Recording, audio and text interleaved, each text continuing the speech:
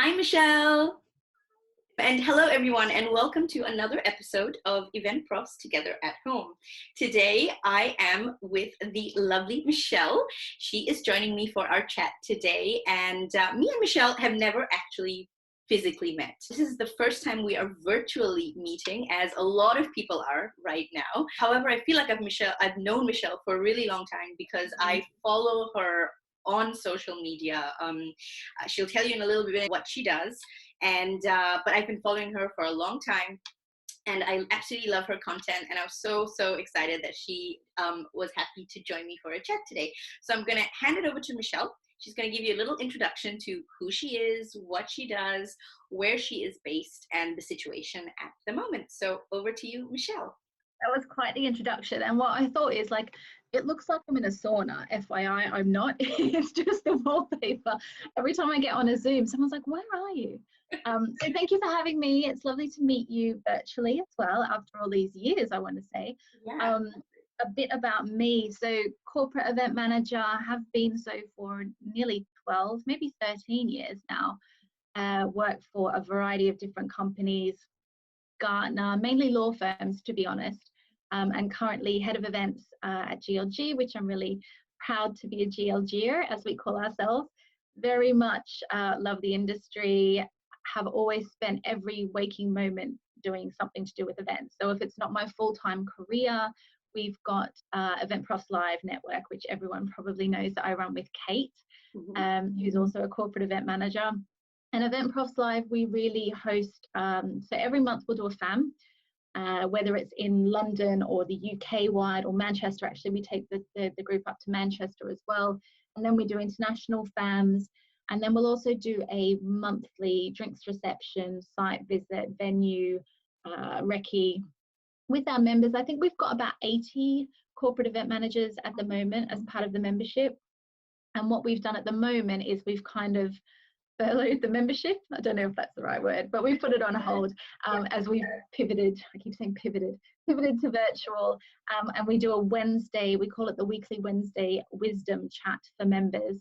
So we'll ask suppliers to get on the line and talk about what they've been doing, how they've been battling through the current situation, their take on the industry, and mainly just to support each other. We talk about recipes, healthy best practice, what we've been doing to get through, and kind of learn from each other, because we're all going through different situations. Some of us are really busy. I think I was telling you before, I'm like super busy at the moment, do not stop from 8 till 8, barely get a break. And then, we have people that have been furloughed, so their experience of the current situation is completely different. And then we have some people that may have been made redundant from their current roles as well. So yeah, my life's very busy. I did have a small agency. Well, I still do have it, that I was trying to run, but obviously that's being put on hold in light of the current situation. And I've got a recruitment business that I run with my husband called Eventprofs Partners, placing corporate event managers in corporate event roles.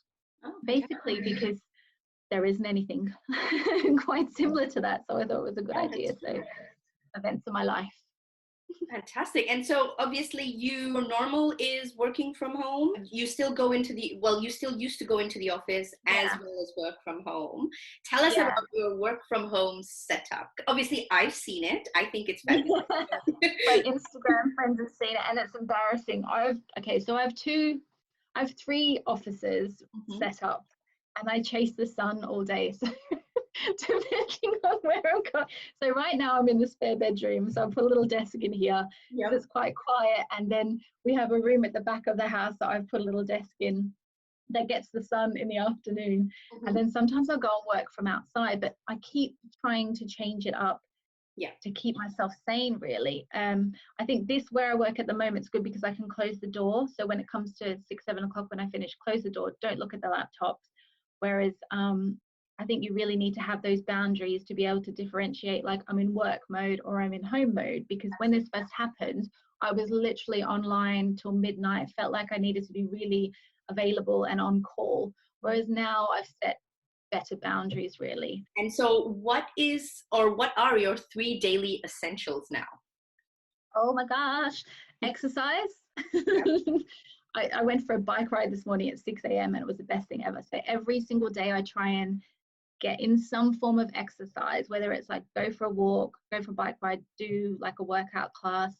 My other daily essentials are coffee. Yeah. I have lots of coffee. I love coffee. I do drink a lot of coffee. That's why I'm always hyperactive. And I guess like consider, this sounds really lame, but consider others. So I have my husband at home, obviously, and I have my in-laws at home, and they're all in different situations. So my parents-in-law are at home, they're not working, they're, you know, getting through their day by going perhaps to get the groceries or to sunbathe or to read books. And my husband's working, but not working because he works in recruitment. So his business is kind of up and down. So kind of be mindful of their situations and my own situation, and kind of respect everyone. So if they're a little bit bored, like I need to take some time to go and spend some time with them, because it's not great fun for them, and everyone has different, I don't know, like different takeaways from what this situation currently is. Absolutely. I guess, yeah, just being mindful of everyone's different situation, I guess. And what I also do is text every single one of my friends at least every day, even if I'm just like, hey, just so they know that someone's thinking about them, because again, everyone's in completely different situations. Some are completely by themselves, some are with husbands, some are, you know, you just don't know. But doing that one thing, I think really helps. Absolutely. I hope it helps. I agree. I completely agree with that. And so have you come to any realizations about yourself in this time that we've been in lockdown? I drink too much. I literally, I do drink too much. I was talking to someone last night as well. I have like Monday no drink, Tuesday drink, Wednesday drink, Thursday no drink. Yeah, I do drink a lot, but that's it. It's getting social though, doesn't it? I mean, I'm gonna curb it though. I've just bought fake gin and fake prosecco to kind of mix it up a bit. So on that note, what are you doing from a wellness perspective? Well, so physically you're a fitness buff, so you love getting outdoors and doing exercise. But what about from a mental perspective? Yeah, so mentally, I guess I am very aware of my own limitations. So I know my limitations. So if I feel myself getting really stressed, I'm not adverse to shutting my laptop and walking away for a couple of hours. I think I know reading really calms me down. So because I spend the majority of my day on Zoom calls, it's literally all day, every day. I know the pockets within my day when I can get a break. And I think it's really important for me to step away or just get outside for 5 minutes. Sometimes I'll just walk to the park and back. It takes 20 minutes there and back just to break up my day. And whereas I am, as we all are, really, really busy, and I know I need to focus on my work, I will do better work if I step away. So I've learned that about myself as well, and that's how I get through my day. I drink so much water, it's ridiculous, because I think because we're looking at laptops all the day, just being hydrated seems to help me out a lot. But definitely exercise, eating well, like we're all cooking from scratch, which is amazing. Gusto's like a big help, but yeah, eating well, exercising, water, being mindful of when you've reached your absolute limit and you need to take a break, and not running away with obsessive thoughts like what will be, like we have no control over the current situation, and we can read the Sun or the Daily Mail or get the pop-ups from the Guardian every 5 minutes, but even they don't know. So trying to tune out to that and letting it be what it is. Exactly. That's so true. You know, everyone needs to take, well, everyone has their way of coping with it and within their own amount of time. So that's awesome. And can you give any recommendations of anything you've been watching, reading, you know, in the last few months that's brought you some positivity and, you know, entertainment? I mean, I think what keeps me positive as well is I have a journal, a happiness journal. So I set goals that I kind of focus on to keep me motivated and happy as well. But I just finished reading Where the Crawdads Sing. I think that's what it was called. And it was an amazing book. I try and get through a book a week at least. I really enjoy reading. But yeah, that's my thing. Fantastic. And so would you say that that's kind of like your version of a digital detox? Yeah, 100%. And moving your phone away, because So you can spend, when you get that notification that said you've spent 4 hours on Instagram, and you're like, ugh, Yeah. awful, like putting your phone away in the evening, because no matter how many times you scroll through, it's still going to be there tomorrow, and you're literally gaining nothing from looking at Instagram. So I try and put my phone away and only tap into it if someone messages me or I need to respond to someone. But being really mindful of not spending too much time, looking at this screen all day, and then spending what should be quality time with my husband, scrolling through mindlessly. I try and stop that as well. And saying no to things, I think, because when this all happened, you have so many requests to join Zoom quizzes. If I have to do one more Zoom quiz, I will die. So now, just because people perceive that you're at home, you can still make excuses not to join in virtual quizzes. So now I say no to a lot of things because I want some quiet time, and you need to respect your own boundaries and just say no. Absolutely. Power of no. It's very strong. And one that we don't actually practice enough. You're absolutely right. And we all have the right to do it. So Yeah. good advice. I like that.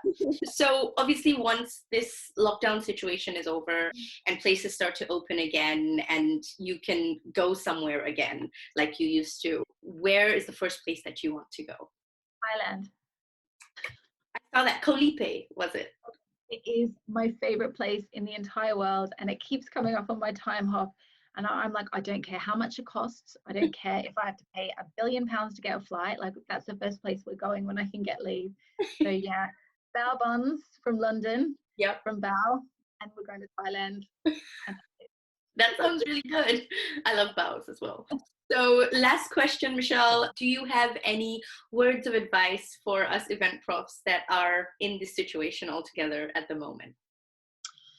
Just power through. I think do what you can. Everyone's situation is different. Some people are in really unfortunate situations, and I think we have to help each other. So I was saying before that I did have my own small agency. I'm not doing that anymore. So any clients that I've picked up venue finding, I'm passing them on to one of my good friends, Lindsay, if I can, because I just want to support people where I can, and we can all do that individually. If you've got something that you can give to someone else to share the work out a little bit, help them. If someone, I don't know, like just support each other and be mindful of everyone's different situations, I think is the best. I think that's amazing. That is the first time I've heard that, and I think that's incredible. So yeah, we can all do a little bit. Yeah. All our taxes are going to go up, so we're all in the same boat. Try and help people as much as you can. And if you get work personally as a freelancer or a contractor, when we do go back to normal, that you can perhaps share out to get other people through who haven't, just try and do what we can, or make recommendations. Or what we do with Eventprofslive is try and get as many suppliers as we can on the call to keep them top of mind to our members as well. So when we go back to normal, they'll be like, oh yeah, the Langham, I remember they were doing great things, they were on the call. Yeah. I'm constantly thinking about who are my friends in the industry, who do I really want to help, who can I get on my calls, show some love.